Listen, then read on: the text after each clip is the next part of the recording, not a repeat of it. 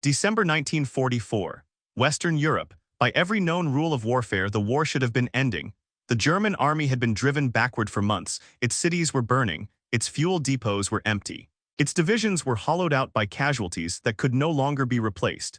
Allied commanders studied their maps with the calm confidence of men who believed history had already made its decision.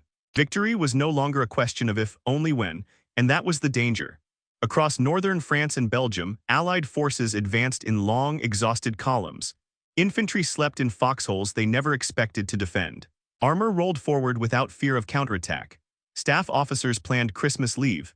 The assumption was universal, unspoken, absolute: Germany could no longer strike back. By every rational calculation, any large-scale German offensive in the West was impossible.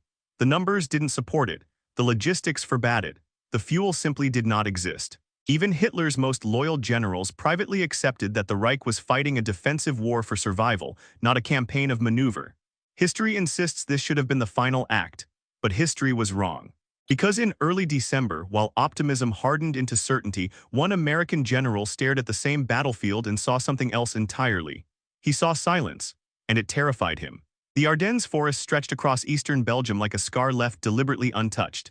Dense, rugged, poor roads, miserable weather, a place armies avoided unless desperation forced their hand. Allied planners considered it unsuitable for major operations. It was lightly defended not out of negligence, but logic. No rational commander would attack there, which is precisely why George S. Patton couldn't stop thinking about it. At 3rd Army headquarters, Patton studied intelligence reports that reassured everyone else. Enemy units retreating, German morale collapsing, Luftwaffe activity nearly non-existent, fuel shortages crippling movement. It was the kind of picture commanders dream of seeing. Patton felt no comfort. Instead, he noticed what wasn't there. Radio traffic that should have been present had gone dark. Units that should have appeared in reconnaissance reports had vanished without explanation. Entire formations, elite formations, had simply disappeared from the Allied order of battle, not destroyed, not retreating, gone. By every known rule of warfare, that made no sense. And Patton knew that when something made no sense on a battlefield, it was usually because the enemy was hiding something catastrophic. He called his intelligence officers into the map room. He listened as they explained away the gaps. Reorganization, defensive consolidation, confusion in reporting, reasonable explanations, comforting explanations. Patton rejected them all because Patton did not study war the way most generals did. Where others trusted summaries and projections, he trusted patterns. He trusted history. He trusted the mind of an enemy pushed into a corner. He believed that when a nation faced annihilation, logic broke down and audacity replaced it. Germany in late 1944 was exactly that kind of nation. By every known rule of warfare, a beaten army protects its core. It shortens its lines. It conserves strength. But by another, darker rule, one history rarely acknowledges, desperate powers gamble everything on one final throw of the dice. Patton had seen it before. In books, in campaigns, in the long memory of war stretching back centuries, and he knew exactly where such a gamble would be played. The Ardennes. It was quiet there, too quiet. American divisions assigned to the forest were green, understrength, and spread thin across a wide front. Defensive works were minimal. Artillery was positioned for advance, not resistance. Commanders assumed bad weather would prevent any serious enemy movement. Patton saw the opposite. Bad weather grounded Allied aircraft. Dense forest concealed movement. Narrow roads funneled attackers forward with terrifying momentum. If an enemy were willing to accept massive risk, if an enemy were willing to stake everything, this was the only place left to strike. To Patton, the Ardennes didn't look weak. It looked inviting. He warned his staff. He warned his superiors. He warned anyone who would listen that something enormous was gathering just beyond the trees. The response was polite dismissal. Intelligence summaries said Germany was finished.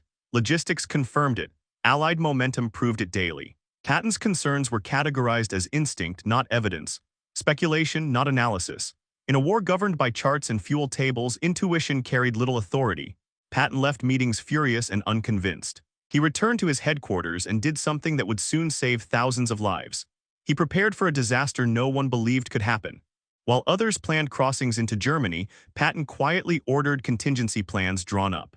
He demanded timelines, road routes, supply calculations. How fast could an entire army turn north under fire? The question itself sounded absurd. No rational commander would plan for this. History insists this should have ended here, with confidence, celebration, and a quiet winter advance into a collapsing Reich. But history was about to remind the Allies of a brutal truth. War does not end when logic says it should. It ends when the enemy is physically incapable of continuing, and Germany was not there yet. Somewhere east of the Ardennes, engines were warming in the dark, and the silence Patton feared was about to explode. December 8, 1944. Allied High Command. By every measurable indicator, the German army no longer possessed the capacity for large-scale offensive war. Fuel stocks were critically low. Rail networks lay in ruins. Air superiority belonged entirely to the Allies. German divisions were under strength, overworked, and increasingly composed of teenagers and old men. Even Hitler's own generals warned that any attempt at a major attack would invite annihilation. And yet behind the Ardennes, Germany was doing exactly that. What the Allies did not see was deliberate blindness. German commanders enforced near-total radio silence. Units moved only at night. Columns hid beneath trees during daylight hours. Tanks were parked under forest canopies. Fuel was hoarded with obsessive discipline scraped together from every remaining depot in the Reich. This was not a sustained campaign. It was a single, violent gamble. Hitler's logic was not strategic, it was existential. He did not need to win the war, he needed to fracture it. To split Allied armies, seize Antwerp, and collapse political will before Germany collapsed militarily.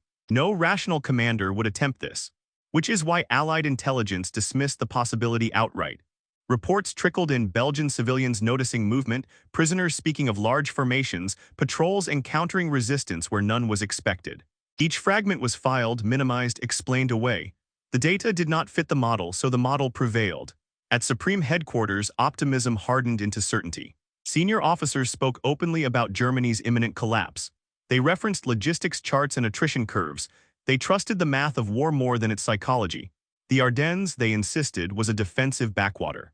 Patton disagreed. He studied German history with the same intensity others applied to supply tables. He remembered 1940. He remembered how logic had failed France, how certainty had paralyzed command, how an attack through impassable forest had shattered an entire front. The terrain had not changed. Only memory had faded. At Third Army headquarters, Patton demanded updates constantly. He pressed his intelligence staff for raw data, not conclusions. He paced during briefings, interrupting explanations, forcing officers to justify every assumption. Why here and not there? Why quiet instead of collapse? Why elite units disappearing rather than surrendering? No answer satisfied him, because Patton wasn't asking logistical questions. He was asking human ones. What does a defeated enemy do when retreat guarantees death but attack offers a chance, however slim, at survival? History answered clearly: they attack. On December 9th, Patton ordered something unprecedented. He instructed his staff to plan for a complete operational reversal, not a local response, not reinforcement.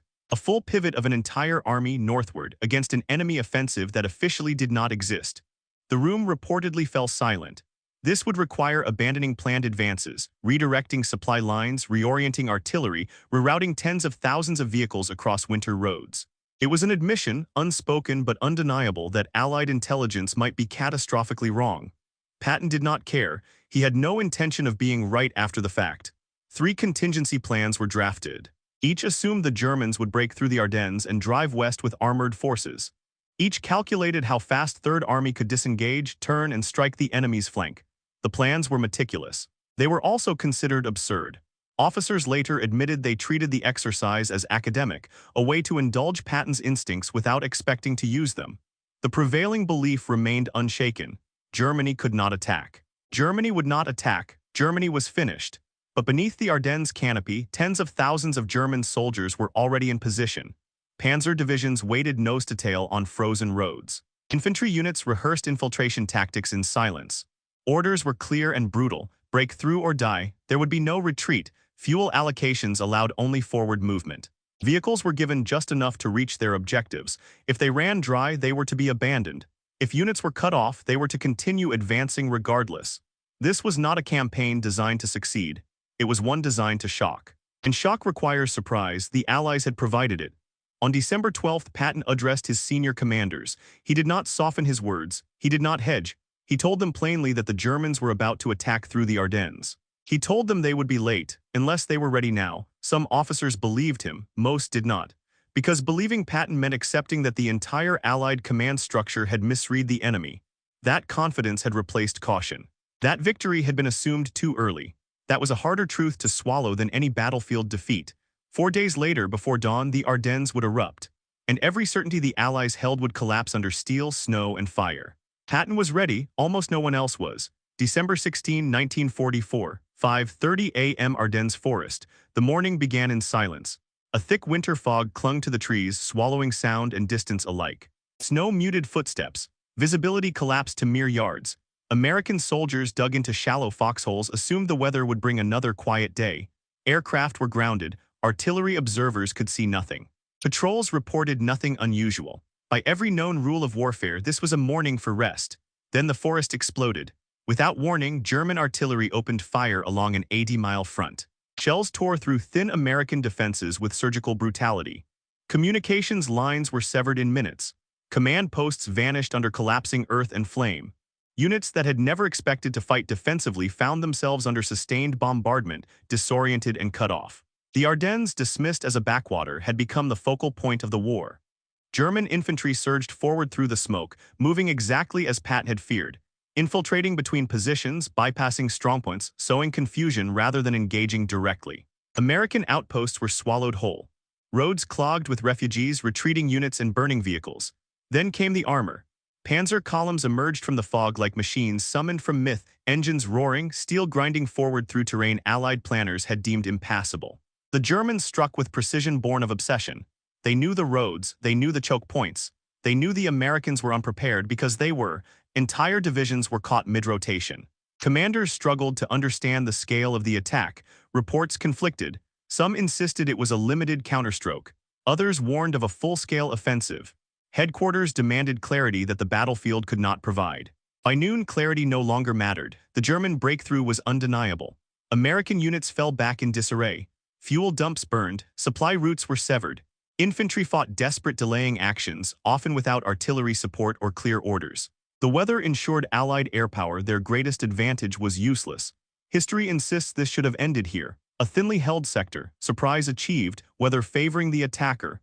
Allied confidence shattered in hours. This was the moment German planners had built everything around. But while chaos consumed the northern front, one headquarters reacted differently. At Third Army, Patton did not ask what was happening. He already knew. He asked how fast he could move. Within hours of the first reports, Patton convened his staff. There was no debate, no reassessment, no shock. The contingency plans, once dismissed as paranoia, were pulled from drawers and placed on the table. This was the moment they had been written for. Patton issued orders with brutal clarity. Entire corps were to disengage from ongoing operations and pivot north. Supply routes were to be reversed. Artillery redeployed. Engineers sent ahead to clear roads choked with snow and traffic. The scale of the maneuver bordered on madness. No rational commander would attempt to turn an army 90 degrees in the middle of winter, under combat conditions, while the enemy advanced at full force. History insists this should not have been possible, but Patton had planned for this exact impossibility. Elsewhere, Allied commanders scrambled, emergency meetings were convened, assumptions shattered, intelligence estimates rewritten in real time. The German attack had achieved its most important objective, psychological shock. Confidence evaporated. Some commanders feared encirclement, others feared collapse. Requests for reinforcements poured in faster than they could be answered. The front bent inward, forming the bulge that would give the battle its name. German momentum surged forward mile by mile, fueled by desperation and surprise. Yet even as German spearheads pushed west, their gamble revealed its fragility. Fuel shortages slowed columns. Roads became clogged with traffic. Units bypassed pockets of resistance that would later re-emerge behind them. The attack demanded perfect timing, and war rarely grants perfection. Patton understood this. He knew the German offensive was powerful but brittle. It depended on speed, on shock, on the Allies remaining disorganized long enough for the breakthrough to become irreversible. That window was closing. By the evening of December 16th, Third Army units were already moving, long convoys grinding through snow-covered roads, headlights dimmed, engines straining. Soldiers were told only that they were heading north, that they would fight immediately upon arrival. They did not ask why. They trusted Patton's certainty.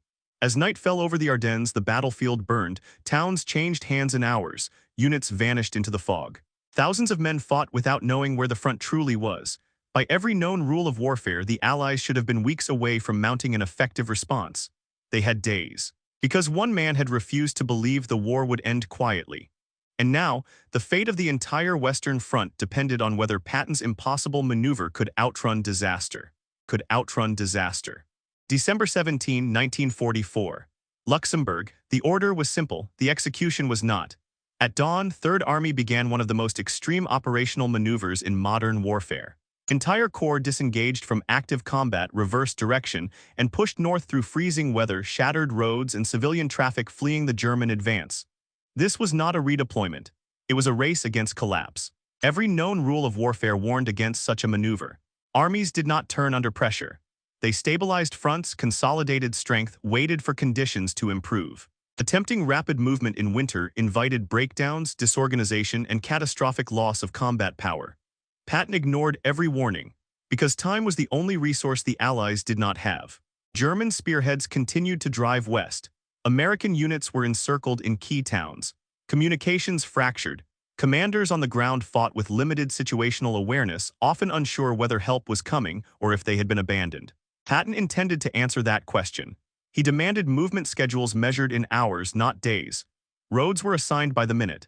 Engineers cleared snow and wreckage ahead of convoys, while military police enforced traffic discipline with ruthless efficiency. There would be no hesitation. Soldiers marched, rode, and drove through nights without rest. Vehicles broke down and were pushed aside. Columns stretched for miles, headlights blacked out, engines rumbling like a distant storm. This was not improvisation. It was preparation unleashed. Patton had anticipated this moment down to the smallest detail: fuel allocations, ammunition loads, even winter clothing distribution. The plans dismissed weeks earlier now dictated every movement. History insists this should not have worked. Weather alone should have crippled the effort. Snow thickened, roads iced over, visibility dropped. Yet the army moved faster than German intelligence believed possible. Patton personally monitored progress, questioning staff officers relentlessly. Delays were not excuses, they were problems to be crushed. When told a unit could not meet its timeline, he demanded to know why and how fast it could go instead. Failure was not an option, not because Patton refused it, but because thousands of men were already dying in the Ardennes, buying time with their lives. German commanders did not immediately grasp what was happening. Their focus remained forward. Their intelligence assumed Allied disarray would last longer. They did not expect a coordinated counterstroke from the south so quickly. That assumption would cost them. By December 18th, elements of Third Army were nearing their attack positions. Artillery units rolled into place. Infantry regrouped. Tank battalions refueled and rearmed. Patton now faced his own dilemma. He had moved fast, perhaps too fast. His units were arriving piecemeal. The front ahead of them was chaotic, weather still limited air support. Intelligence remained incomplete. German strength and exact positions were unclear. By every known rule of warfare, a commander would pause. Patton did not. He ordered preparations for immediate attack. The objective was not to crush the German offensive outright. That would come later. The objective was to relieve encircled American forces and strike the exposed flank of the advancing enemy. Speed mattered more than perfection. Every hour mattered more than certainty. At the town of Bastogne, American paratroopers held out under siege, cut off, low on ammunition, surrounded by German forces who believed surrender was inevitable. German commanders sent an ultimatum. The Americans replied with a single word. Patton intended to make that word meaningful. He ordered his southernmost corps to attack northward toward Bastogne through some of the worst terrain and weather imaginable. Roads were narrow, forests dense. German resistance stiffened as they realized what was coming. This was the first crack in the German gamble. Their offensive had been designed to move forward, not defend against a rapid flank assault. Units committed deep into the advance now found themselves vulnerable to counterattack. Patton exploited this mercilessly. His orders emphasized aggression, bypass resistance, maintain momentum, keep moving. German units already stretched thin began to lose cohesion, fuel shortages worsened, supplies failed to reach forward elements. The weather that had once shielded them now trapped them. History insists this should have been impossible. An army turning, advancing, and attacking under these conditions, against an enemy at the height of its offensive power. But history had not accounted for preparation disguised as paranoia. As December 18th ended, Third Army was poised to strike. Bastogne still held. German momentum slowed. The offensive that had begun with shock and confidence now faced an enemy it had not anticipated. And the next phase would decide whether Patton's gamble saved the Western Front or merely delayed its collapse. December 19, 1944, Southern Ardennes. The German offensive had reached its apex. Armored spearheads pushed westward, but their momentum was faltering. Fuel shortages forced pauses. Traffic jams choked narrow roads. Units advanced faster than their supply lines could sustain. The gamble was beginning to show its limits. This was the moment Patton had been racing toward. At dawn, Third Army attacked. There was no dramatic announcement, no single thunderous barrage to mark the beginning. Instead, the counterstroke unfolded as a series of sudden, violent blows along the German southern flank, unexpected, coordinated, and relentless. German units, oriented west, found American armor and infantry slamming into their exposed sides. Positions hastily established for security became battlegrounds. Commanders struggled to reorient units already stretched thin by continuous advance. By every known rule of warfare, the attacker should have held the initiative. Patton took it from them. American divisions advanced through snow and forest, supported by artillery that had been emplaced at astonishing speed. Coordination was imperfect. Communications faltered. Units fought semi-independently, guided by aggressive intent rather than complete situational awareness. It was enough. The Germans had not planned for this. Their offensive relied on Allied paralysis, on time bought through confusion and disbelief. That time was gone. Every mile gained now came at increasing cost. Every delay compounded shortages. At Bastogne, the pressure intensified. German forces tightened the siege, aware that relief was coming. Artillery pounded the town. Infantry assaults probed American lines. The paratroopers inside fought with dwindling supplies, unsure how much longer they could hold. Patton's lead elements drove toward them through conditions that bordered on suicidal. Roads were slick with ice. Visibility collapsed. German blocking positions fought stubbornly, aware that holding for even hours mattered. Patton demanded speed. When officers reported resistance, he asked how fast they could go around it. This was not a battle for ground. It was a battle for time. By December 21st, Third Army had pushed deep into German flank positions. Units that had advanced confidently days earlier now found themselves under pressure from the south. Supply convoys were disrupted. Command structures frayed. German commanders began issuing defensive orders. That single shift, offensive to defensive, signaled the beginning of the end. History insists this should have taken weeks. It took days. On December 22nd, American forces broke through to Bastogne. The siege was lifted. The psychological impact was immediate and devastating. What had been a symbol of German momentum became proof of Allied resilience. The German gamble was unraveling, fuel shortages worsened, vehicles were abandoned, units fought without coordination. The offensive that had relied on shock now faced resistance everywhere, and the weather changed. Clear skies returned. Allied aircraft filled the air. German columns once hidden by fog were exposed and punished. Roads became killing grounds. Patton pressed the advantage. He did not pause to celebrate Bastogne's relief. He ordered continued attacks to widen the corridor, expand pressure, and deny the Germans any chance to stabilize. The southern flank collapsed into a series of desperate holding actions. German losses mounted, not just in men and equipment but in hope. The offensive that was meant to split Allied forces now threatened to encircle German units instead. By late December, it was clear that the gamble had failed. The question was no longer whether the German attack would succeed, but whether the Germans could withdraw in time to avoid annihilation. Patton had achieved the unthinkable. He had turned an army in winter, struck a moving enemy, and shattered the logic that had justified the offensive in the first place. But the battle was not over. The Ardennes still burned. Thousands were dead. Thousands more would die before the lines stabilized. Victory here did not mean peace, it meant survival. And as the fighting dragged into January, the cost of being wrong or right became unmistakably clear. Late December 1944. Ardennes. The battlefield no longer resembled an offensive. It was a grinding, frozen struggle for survival. German forces attempted to stabilize their collapsing front, but the conditions that had once favored surprise now magnified their failure. Fuel shortages immobilized armored units. Ammunition ran low. Command and control fractured as formations intermingled in forested terrain under constant pressure. The gamble had spent its last momentum. Allied forces, now fully awake, pressed inward from multiple directions. Patton's Third Army continued to attack from the south while other Allied formations countered from the north. The Bulge, once expanding, began to contract. History insists this should have restored balance. It did not. Because the cost was already irreversible. For the Germans, the offensive had consumed irreplaceable resources. Elite units trained, equipped, and hoarded for years were now bleeding out in the snow. Tanks abandoned for lack of fuel littered the roads. Wounded soldiers froze where they fell. For the Allies, the shock had left scars that could not be erased by victory alone. Entire units had been shattered in the opening days. Thousands had been captured or killed before help arrived. The belief that the enemy was finished had died violently. Certainty was gone. Patton understood this better than anyone. He did not treat the battle as a triumph. He treated it as proof that war punishes assumptions more ruthlessly than mistakes. As January approached, Allied commanders consolidated gains and restored defensive coherence. The front lines stabilized. German attempts to renew the offensive failed under relentless pressure and overwhelming air power. The Ardennes became a killing ground. Yet even in defeat, the German attack achieved one thing. It shattered Allied complacency. Every assumption about enemy capability was rewritten. Intelligence procedures were questioned. Commanders confronted the uncomfortable reality that data alone could mislead, that psychology, history, and desperation mattered as much as logistics. Patton's reputation shifted. The man once dismissed as impulsive and paranoid was now viewed with a different lens.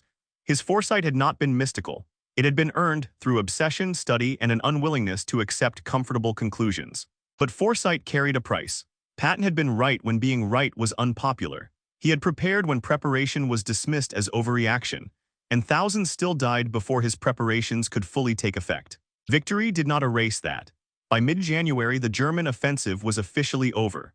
The front returned to its pre-attack positions, only now both sides were bloodied, exhausted, and painfully aware of how close disaster had come.